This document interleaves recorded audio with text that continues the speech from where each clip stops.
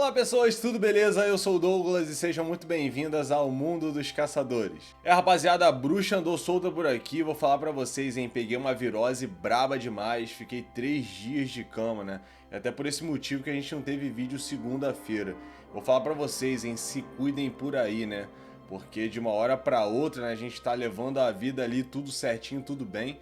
E do nada vem um negócio desse e te derruba com facilidade. Mas eu já tô novo em folha por aqui, ainda mais ou menos, mas eu já tô bem melhor, graças a Deus.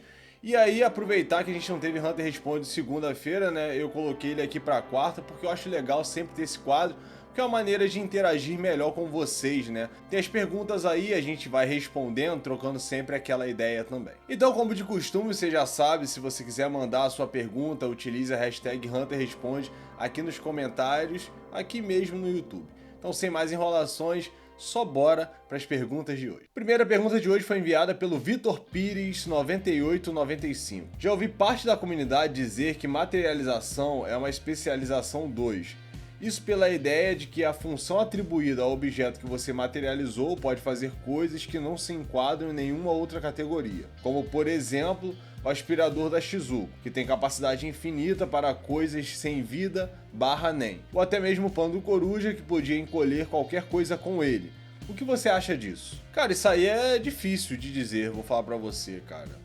Eu, sendo sincero pra caramba, eu tendo a discordar um pouquinho disso. Eu sei que a materialização tem toda essa questão, né, de você poder conjurar um item totalmente único e dar a ele funções totalmente únicas também. Mas eu ainda acho que tem realmente uma diferença sim. Acho que tem sim, e é talvez até substancial aí. Você quer ver um exemplo bastante disruptivo e bem interessante? No passado, eu achava que roubo de habilidades NEM só seria possível com especialização. Então, se você deseja roubar a habilidade de uma pessoa, você precisaria ser, obrigatoriamente, um especialista. Mas graças à Steel Chain do Kurapika, isso daí meio que foi abolido. Por quê? A Steel Chain nada mais é do que uma habilidade de materialização, que o Kurapika pode roubar a habilidade de uma outra pessoa. E isso aqui abriu novos horizontes, né? Isso aqui foi bastante interessante, pelo menos pra mim, que não tinha essa perspectiva ainda. Porém, qual é o ponto da questão aqui? Qual é a cereja do bolo? É que se o Kurapika quiser utilizar essa habilidade, se ele quiser emprestar essa habilidade, ele precisa da especialização, entendeu? Então até o ponto de roubar uma habilidade, dá pra fazer com materialização. Mas essa questão mais específica, que pô, é o melhor dos mundos, né? Você poder roubar uma habilidade NEM e poder utilizar ela quando você quiser, pô, esse é o melhor ponto, né? É só com a especialização. Pode parecer um detalhe, mas eu acho que isso daí é onde começa a ter os limites da materialização. É lógico que isso aqui foi uma coisa talvez bem simples. A gente teria que pensar bem aqui em mais exemplos, extrapolar isso aqui até uma ideia muito boa para poder ver até onde, né, a materialização chega e até onde começa a especialização. Isso ainda é bastante difícil, até pra mim aqui eu admito que é complicado. Eu sempre falo pra vocês, né? Pô, especialização, lógico, isso quando a gente vai avaliar, né? Uma habilidade. Ah, como é que sabe que isso é especialização e quando não é? Bom, eu sempre falo isso. E porque é difícil. Tipo, cara, é uma habilidade muito diferentona que você não consegue encaixar, você joga lá pra especialização. Ah, pô, tá difícil, joga pra especialização. Mas isso aí daria um vídeo bastante interessante ainda, e bem específico sobre isso. Mas podemos dizer que, né, isso aí é um dos pontos de limite da materialização. É quando a especialização chega pra poder tomar conta mesmo. Essa pergunta foi enviada pelo Bartolomano 648. Oi Douglas, perguntinha. Se eu utilizar um ratio de transmutação que mude a personalidade de alguém e o modo de agir, isso poderia acabar mudando o tipo de aura em alguma escala, tipo ficar no meio termo, igual o Leório? Por exemplo, utilizo a minha habilidade no Gon e faço ele ter uma personalidade mais maldosa e controladora. Isso poderia mudar o tipo de aura dele ou isso seria possível apenas com especialização? Desculpa o texto grande, mas por favor responda. Com transmutação não é possível fazer nada desse âmbito, tá? Esse negócio de mudança de personalidade não dá pra fazer nada. Se deseja fazer algo desse tipo, você teria que utilizar manipulação. E aí isso ia acontecer durante a sua habilidade ativada, ou você poderia fazer uma coisa com um uso mais prolongado, daria para fazer com manipulação também. mas seria o melhor tipo de aura para fazer isso aqui. Agora, a mudança do tipo inato de aura, isso não é possível com nada. Pelo menos é a minha opinião, tá? Eu acho que você não tem como, tipo, criar um Hatsu que você possa mudar o tipo inato de aura de uma pessoa. Não, isso já é decidido quando a pessoa nasce. Salvo o especialista, tá? Especialista pode ter uma mudança.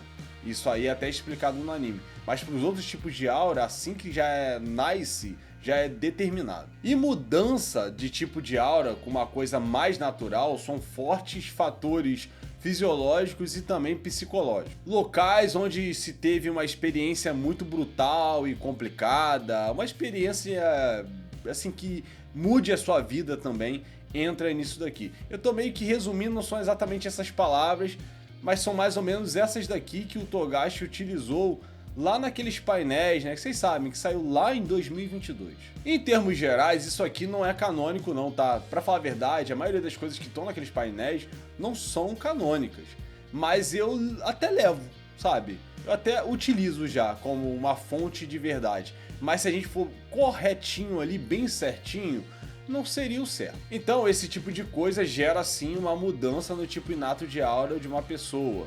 Sei lá, vou dar um exemplo aqui. Às vezes o cara ali era full aprimorador e aí ele se tornou parte aprimorador, parte transmutador, um exemplo. Isso aqui são pequenas mudanças, uma coisa mais singela. Não vai pensar também, né? Porque tem gente que pensa isso. Gente, não é assim não, tá? O cara é aprimorador. No caso do Gon, vamos pegar o Gon aqui, que é legal. O Gon fez tudo aquilo ali. Ah, agora o Gon é especialista. Pô, sinceramente, não faz sentido. E se isso acontecer, que, cara, eu acredito que não vai acontecer, ainda mais sabendo como o Togashi faz Hunter x Hunter, cara, isso não tem nada a ver com o que ele propôs na obra. Ele vai ter que arrumar, então, uma nova coisa para poder explicar isso daí, porque não faz sentido algum esse tipo de mudança de aura. E aí, o que acontece é aquelas coisas que a gente sabe, né? Tipo, um materializador e um manipulador. Tem chances durante a vida de se tornar um especialista. Essa chance é de apenas 1%, mas ela tá lá. É muito pequena, é muito rara, mas pode acontecer. Então, as mudanças para os outros grupos vão ser para coisas adjacentes. Então, por exemplo, um aprimorador poderia ir para transmutação e para emissão, talvez. O emissor para aprimoramento, talvez para manipulação. Já o materializador, será que ele poderia ir para transmutação? Ou será que ele só pode ir para especialização? Então, aí que tá. Eu acho que pode ir para os dois sim. Só que a especialização é uma coisa mais rara, né? Aquele 1%. Então a chance de repente acontecer uma coisa e o cara se tornar um híbrido de materializador e transmutador é muito mais fácil. Essa pergunta foi enviada pelo Till Free, eu não sei se eu pronunciei seu nome corretamente. O clã Curta pode ter sido um grupo que veio do continente em busca das criaturas, calamidades que sumiram de lá. Grupo de resgate.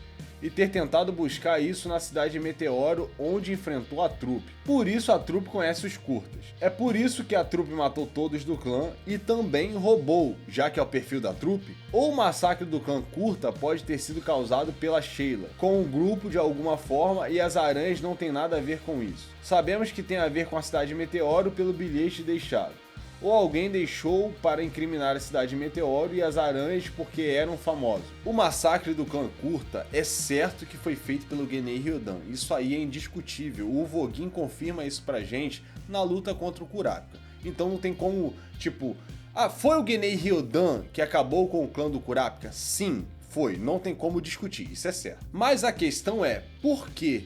Por qual motivo? O que levou eles a fazerem isso? É aí que tá a questão. E aí a gente tem a Sheila, que foi uma mulher que ensinou diversas coisas pro Kurapika e pro Pyro a respeito do mundo exterior, né? Que é assim que eles chamavam, né? Já que eles viviam ali na floresta e tudo mais, e chamavam o restante do mundo de mundo exterior. Inclusive é a própria Sheila que dá ao Kurapika e ao Pyro o Dino Hunter, né? Que é aquele livro que ela anda pra cima e pra baixo. Inclusive, tem toda uma teoria que eu acho bastante aceita, né? De que o Dino Hunter nada mais é do que o Diário do Viajante, a versão leste, se eu não me engano, que é a que tem em posse dos seres humanos aqui. E só para clarear mais, tá? O Diário do Viajante é aquele livro que está sendo escrito, né? Pelo Don Freaks. É o que se acha, é o que se pressupõe e tudo mais. É bem legal essa parte. Porém, ficamos sabendo que lá no capítulo 396, acho que até até o 398, se eu não estiver enganado, a gente tem o flashback da trupe fantasma, né? E a gente sabe que a Sheila é amiga de infância dele. E aí muitos falam que a Sheila foi a grande responsável pelo massacre do clã aí e tudo mais. Mas tem um monte de ponto aqui que não tá fazendo nenhum sentido. Primeiro motivo, a Sheila não faz parte do Genei Ryodan. A gente viu lá que eles se juntaram e ela meio que saiu fora. Ela não quis fazer parte disso. Segundo ponto, por qual motivo a Sheila iria querer matar os Kurtas, sendo que o Kurapika e o Pyro salvaram literalmente a vida dela. Se não fosse por eles, ela teria morrido na floresta. Isso aqui ainda é um total mistério, mas na minha concepção, na minha opinião, né, no meu achismo aqui, é claro, existiam membros do clã Kurta envolvidos com tráficos de criança da cidade Meteora. E vocês sabem, né, vendas por mercado negro, questões de escravidão também, tem isso aí, é relatado em Hunter x Hunter, até mesmo venda de órgãos. É bizarro pra caramba. E vocês sabem, né? Isso aqui tudo que eu tô falando não é segredo, foi estabelecido aí nos flashbacks do Genei Ryodan lá na cidade de Meteoro e tudo mais. Só que nessa ótica aqui, o Chrollo buscou eliminar toda a rede que envolvia isso, tá entendendo? E aí é que tá o ponto de ligação. Se os Kurtas tinham envolvimento com esse tipo de tráfico de crianças e tudo mais, foi aí que o Chrollo foi lá e passou o rodo em geral. Porém, sendo um cara inteligente, como ele sempre foi, ele descobriu, né, o valor dos olhos escarlate. Então ele fez um bem bolado. Pô, já vou matar essa rapaziada toda aí, né? São um bando de filho da puta que tá sequestrando crianças. E ainda vou aproveitar e vou roubar os olhos deles também. Só que o problema aqui é que provavelmente, é isso que dá a entender, né? Nas memórias do Kurapika, inclusive, eu já narrei esse mangá aqui, hein, galera. Quem quiser aí o capítulo 0 tá por aí no canal, dá uma olhada aí. E aí, qual é o problema que eu tava falando pra vocês? É que tinham inocentes ali.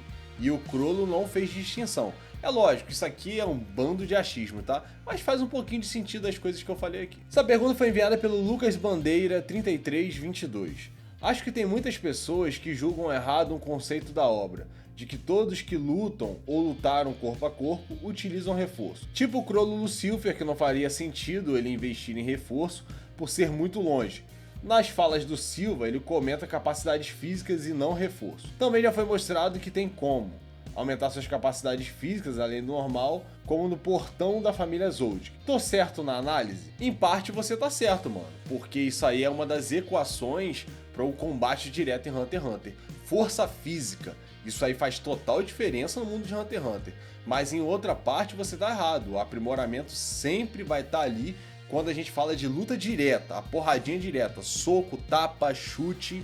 Isso tem aprimoramento sempre. Inclusive, eu já fiz um vídeo para mostrar como funciona um combate direto no mundo de Hunter x Hunter. Eu vou deixar ele aqui nos cards, caso você tenha interesse. E por que eu tô falando que isso aqui é indiscutível? Porque isso aqui já foi firmado na obra. E aí eu acho até curioso, porque eu não sei se é porque as pessoas não leram o mangá, ou se talvez não lembram, né? Porque o Izunave explica isso daqui. Porque, se eu não me engano, no anime ele não fala dessa equação. Eu acho que ele não fala detalhadamente dessa equação. E aí talvez as pessoas só viram o anime e acabam pulando isso daqui.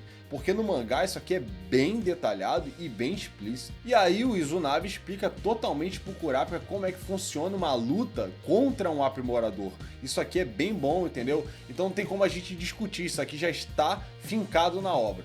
A dica que eu te dou é, ou você pode ver o meu vídeo, já tá aqui no card, eu super recomendo pra você, mas se você não quiser ver o vídeo, leia o capítulo 83, que é o capítulo da luta do Kurapika contra o Voguin. Lá tem o flashback dessa explicação aqui, vai deixar tudo bem claro pra você. Então toda vez que tiver combate no mundo de Hunter x Hunter, tem sim aprimoramento. Essa pergunta foi enviada pelo Tobias Peixoto. Seria possível que a besta nem guardiã do príncipe Camila agisse sem o conhecimento dela? Para proteção sim, né? Mas acho que isso é meio que o normal, acredito que todo mundo saiba disso. Se for para proteção, ela vai fazer sim. Se for para atacar outras pessoas por livre e espontânea vontade, eu acho bastante difícil, tá? Mas é como eu falei, se ela sentir que tem alguma malícia ali, provavelmente vai atacar, sem mesmo a Camila perceber nem nada. A besta já vai entender e já vai atacar mesmo. Agora vocês já sabem, né? Se for príncipes que participam da guerra de sucessão, aí esquece, né? Não vai atacar de forma alguma, porque besta espiritual guardiã não pode atacar um outro príncipe ou uma outra besta espiritual guardiã. Então é por aí. De forma geral, eu acho bem difícil de acontecer, tá? Então é isso aí, galera. Nosso Hunter Responde chegou ao fim. Muito obrigado a todos que enviaram as suas perguntas. Tamo junto. Espero que tudo aqui tenha ficado claro. Se você gostou do vídeo, não esquece de deixar o like. Ajuda demais, tá? Com o crescimento do canal. Se você não é inscrito ou inscrita, já aproveita esse momento aí e já faz a boa também. Então é isso, galera. Agora eu vou indo, mas eu espero no próximo vídeo encontrá-los aqui no Mundo dos Caçadores. Valeu!